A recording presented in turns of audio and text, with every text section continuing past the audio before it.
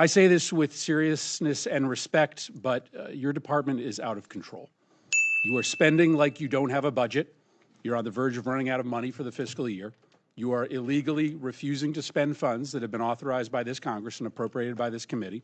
You are ignoring the immigration laws of this nation, implementing a brand new immigration system that you have invented that has little relation to the statutes that you are required, that you are commanded to follow, as spelled out in your oath of office.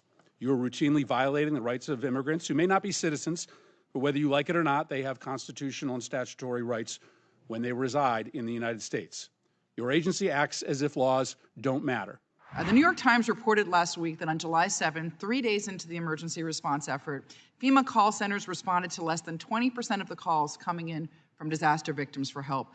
That means more than 4 out of 5 calls went unanswered. And I can just imagine the frustration of people looking for loved ones, dealing with damage, dealing with incredible tragedy to find out that their government just wasn't answering the phone.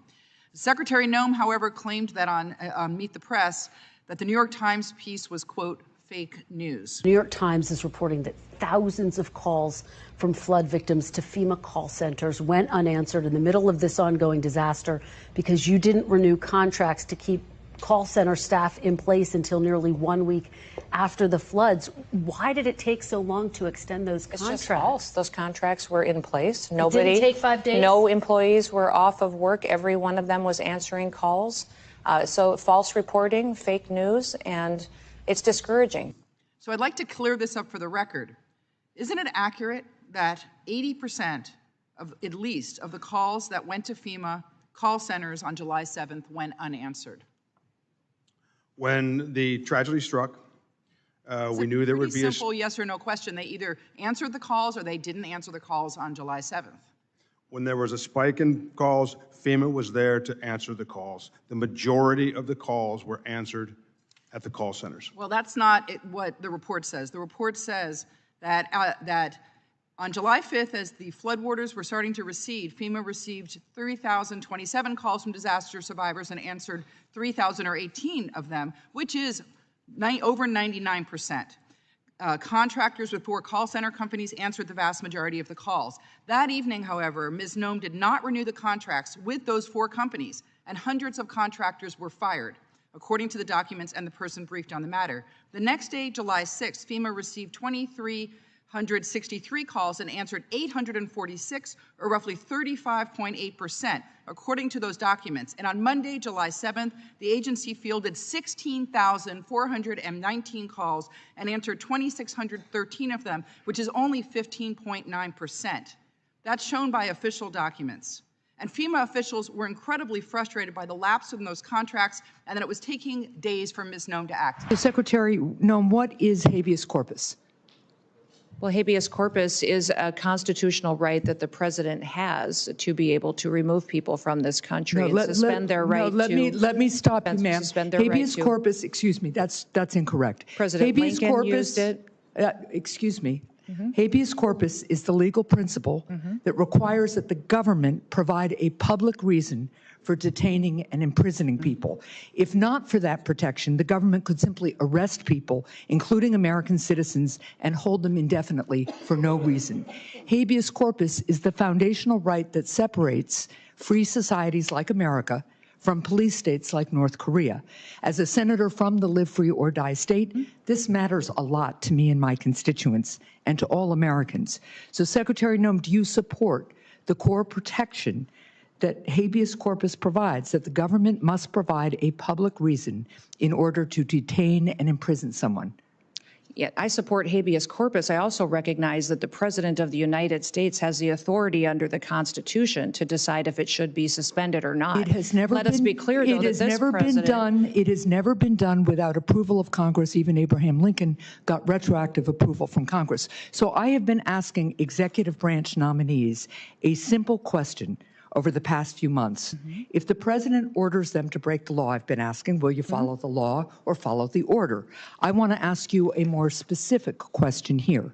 If the president tries to suspend habeas corpus and a federal court reverses the president's order, will you comply with the court order and uphold habeas corpus, or will you follow the president's directive? We are following all federal court orders and are complying with that, as is the president, and every decision that I make as well. That is obviously not true for anybody who reads the news. There are federal court orders right now, including returning somebody who was deported mistakenly. But to be clear, this is about a fundamental legal right that ensures that we live in a free society instead of a police state that would have a sham legal system like Russia or North Korea. So I'm glad that you have now committed to following court orders. I'm glad you believe in the basic freedom for Americans if ordered to do so by a court. And again, I want just to make clear that it is critically important that even if the president tries to suspend the right of people to know why they've been detained or imprisoned, if a federal court reverses that order, that you will follow that order. And I hope all members of the administration will, because it's obviously critical that some of the people, for instance, who've been deported by mistake, who didn't get due process, be returned in compliance with court orders. So now, let's move on to another issue. Do you agree that the judiciary is a co-equal branch of government, and it is your obligation as a member of the executive branch to honor decisions made by the highest court of the land? Yes or no, Secretary? We are abiding by all federal judges' orders, absolutely. So yes, it's a co-equal branch of government. Okay, well, let me ask you a follow-up question to that. Do you agree that Congress is a co-equal branch of government, and it is your obligation as a member of the executive branch to honor legislation and appropriations duly authorized by Congress? Yes or no? Yes, that's why I'm thrilled to work. Well, let me ask you the follow-up question here, because I have a lot of them. Do you agree that Article 1 of the Constitution gives Congress the power of the purse? Yes or no? Yes, it is a duty. Do you of believe Congress that, to let be me able ask to you another appropriate follow-up, funds. it's just yes or no. Do you believe you have the power to disregard congressional appropriations and unilaterally repurpose funds that have been duly appropriated by Congress? Yes or no? Ma'am, we are not doing that. So the we answer are to using you is dollars no. as to All how right, they well, were it was a yes or appropriated no, for ensuring the Secretary. Let me programs have continue. Interestingly, you said no. But since you've been Secretary, you have repeatedly disregarded the law. You have illegally impounded funds that Congress appropriated and that your branch of government must implement pursuant to the law. Yet you've closed offices established in law, including the Office for Civil Rights and Civil Liberties, the Office of the Immigration Detention Ombudsman, the Office of the Citizenship and Immigration Services, and you've canceled contracts for programs authorized in law, including shelter and service programs and citizenship and integration grants. You've obstructed and roughed up members of this committee as they attempted to conduct congressional oversight, and then you vilified them. But my question is, if they were so bad, why were they allowed to go in after to conduct oversight? Let me just continue.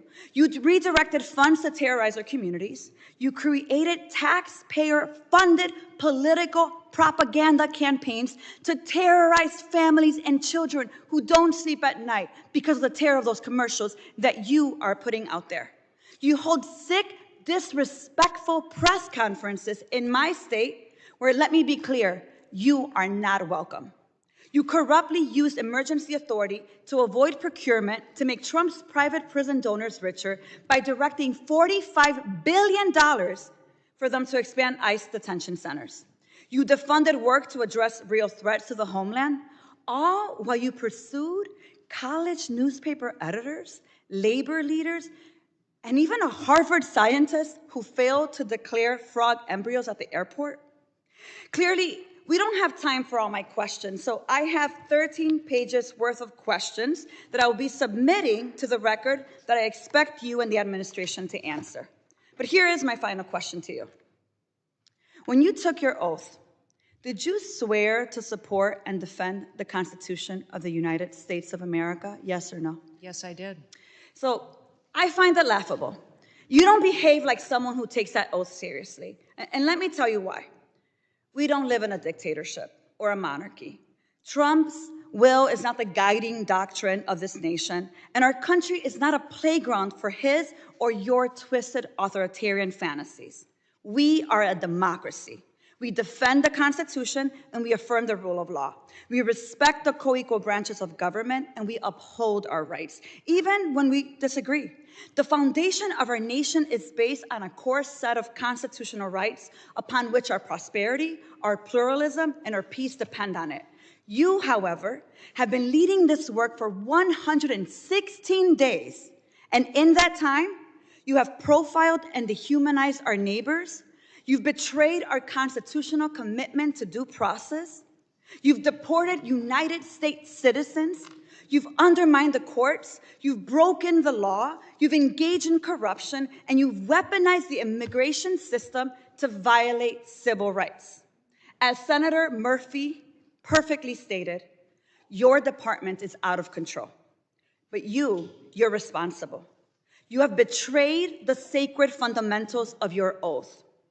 And I believe to my core that you are not fit to hold the office. And I again, to your face, demand your immediate resignation.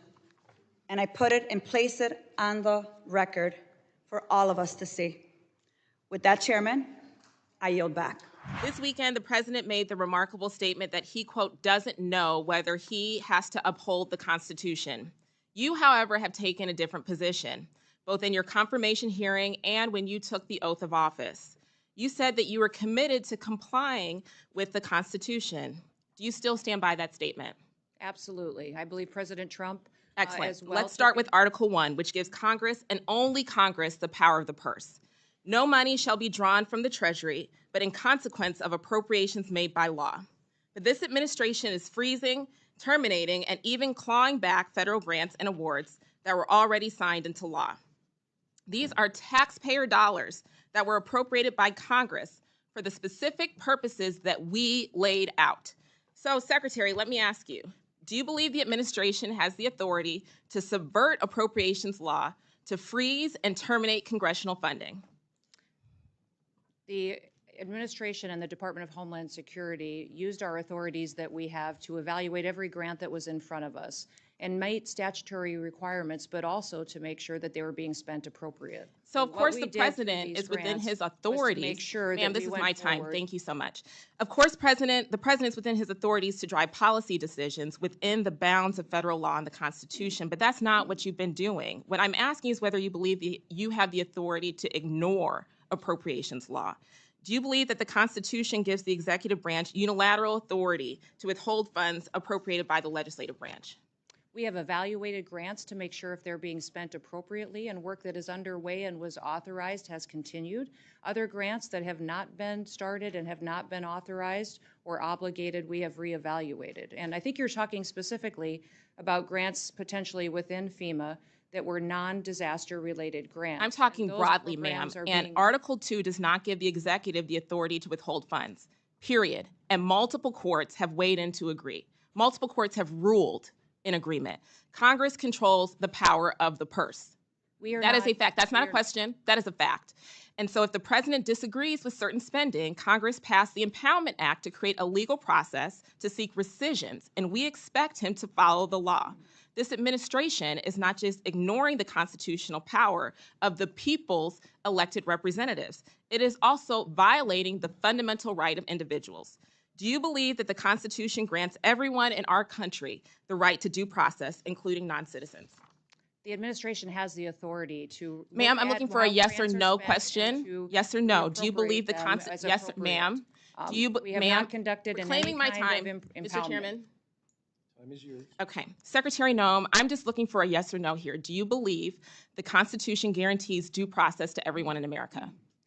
Due process is exactly what this Congress lays Yes out. or that no? it is, Okay, and the ma'am, tools I'll take you that as give a us no. on due process Excuse me, is I'm trying, afforded to. ma'am, I'm trying to ascertain your understanding of the law as it applies to your department, and you as its leader should be able to give us a yes or no answer, because judge after judge has ruled that the law is not being followed.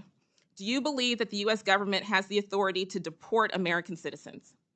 No, and we are not deporting great. U.S. citizens. I'm so happy to hear that you do not believe that the law gives you that authority, because the federal government has no authority under U.S. laws to deport any American citizen.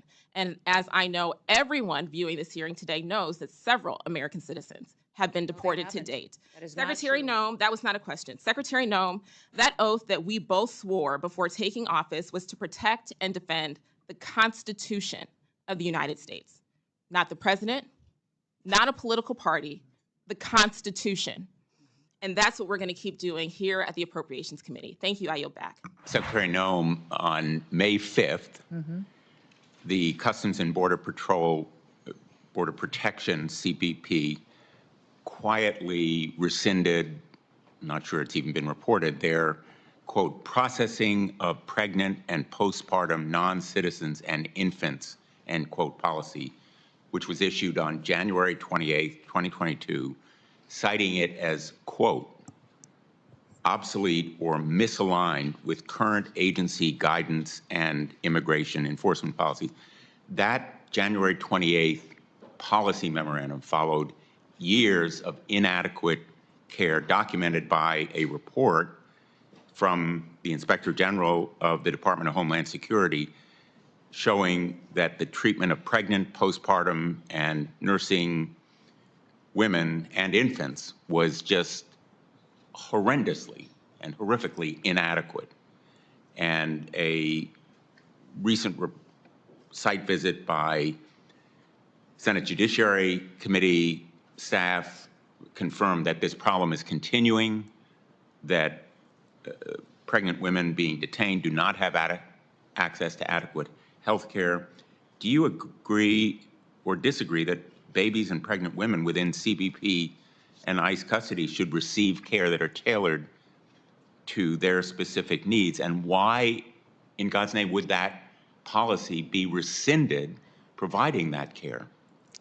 Well, Senator, I will look at the specifics of that policy and what was changed as of May 5th. I would say that everybody that's incarcerated or is brought into custody and is in a detention center is receiving appropriate care, and that we are making accommodations for individuals that have different physical But as a matter of situations fact, or it's pregnancy. not happening. And so I will look at the specific policies as to why one of the requirements may have been changed or adapted. If you have a specific to point out, that would be fantastic. You don't know about this policy? I do know decision? about the policy change, but I've looked at the guidelines of how we handle individuals that are You do know about the policy pregnancy. change. How could you allow it to happen? Well, sir, what are you finding wrong with what we do with individuals who are pregnant that are in our detention centers? Is there concerns I should be addressing? Women who are pregnant or who have just had a child and their infant babies are not receiving adequate medical care. Everybody Aren't receives you medical care. concerned? Everybody receives medical care that is in our custody, and even Why if was they are the going to be policy returned, rescinded then? even if they're going to be returned back to their home country, we are making sure that they have medical care in their home country before they are sent there. So that is something that we do very diligently, is to make sure that anybody who has a medical issue, a concern, something that needs to be addressed is taken care of in those detention centers. What you are telling me right now is factually untrue. No, it's actually more important, you It's followed through with permitted every a single policy day. to be rescinded that provides for adequate care because it was, quote, obsolete or misaligned with your agency's guidance and immigration enforcement priorities. How can you sit here and tell us that caring for pregnant women or infants or women postpartum is misaligned with your priorities? Yeah, It just boggles everyone my who's in mind. everyone who's in our care and in our detention centers But it's your receives policy medical not to care care that is for them. appropriate to them and their specific condition. Absolutely, that is You're happening. about to lose a fifth of your workforce in FEMA, correct? There are individuals in FEMA that are no longer working with us. They may have taken early retirement or How are you deferred going to retirement. They meet the have needs of our constituents Mm-hmm. in Missouri or Connecticut, which suffered floods recently? I saw FEMA in action then, as I've seen them over the years. They are dedicated, vigorous public servants. They appear and spend hours and days and weeks caring for people. You're losing a fifth of them, including most of the leadership. What's your plan to replace We've got them? many people in FEMA that do very good work every day taking care of people that are in a crisis situation, that are experiencing the worst day of their lives. The problem is that over the years and under the Biden administration, they failed the American people. You're not They didn't answering my respond. question, Oh, I Madam absolutely Secretary. am. How are you going to replace a workforce You that can't is convince me absolutely that any essential federal government to agency does a better helping the job just because it has more constituents in people. Missouri? You More just people committed does to not help them. equal You're not going a to be better able to job. help Better people in job is Connecticut accountability to or people and in making sure we're Missouri taking or care anywhere of in the them. country if you don't have the dedicated public servants in FEMA and you're losing them. Time has expired. Senator Kim. Madam Secretary, you committed to uphold the Constitution, is that correct? Yes. Thank you. And you now, of course, commit to following the Fifth Amendment, is that correct? Yes. Thank you. Now, Madam Secretary, you are violating that amendment as we speak, and you are breaking your oath. You are deporting people, and the department is deporting people without due process. We cannot deport U.S. citizens. Without due process, there is nothing that Donald Trump could essentially be stopped in grabbing people off the street. That's happening today. Now, maybe someone in government might not like your tattoos. Maybe they don't like how somebody votes. Maybe they don't want to see how someone represents your constituents in Congress. But if you can't see a judge, no one can protect you. And I hope that you and I and everyone here can agree with that. And apparently, not even the Supreme Court actually matters when it comes to the case, of course, of Kilmar Garcia. But let's remember that we're not just deporting people. We're sending some of them to be locked up in one of the most dangerous prisons in the world. Now, Madam Secretary, you've heard this case today, but I have to speak about it one more time. I think it's really important. This is Andrew Ramirez. He had an appointment to come to this country to claim asylum. We gave him that appointment. The United States government gave him his asylum appointment. He comes for his appointment. He passes a credible fear interview. He's a gentle person as described by his family. He's openly gay. He was leaving his country for persecution of being gay. He did everything right, claimed asylum, that was legal. And then we sent him to a dangerous prison at the border with no due process. There are claims about his tattoos. He has his parents' names on his tattoos and 2 crowns that relate to a festival back in his hometown. We are paying to lock this young gentleman up forever. What I would ask is the ambassador in El Salvador, we have asked for proof of life of Andrew. He has had no access to lawyers or family since he has been taken over a month now. No one knows if he's even alive. His mother just wants to know if he is alive. So my ask to you, Madam Secretary, is the same that I asked the ambassador. Can we do a proof of life check on Andrew just to see if he is alive?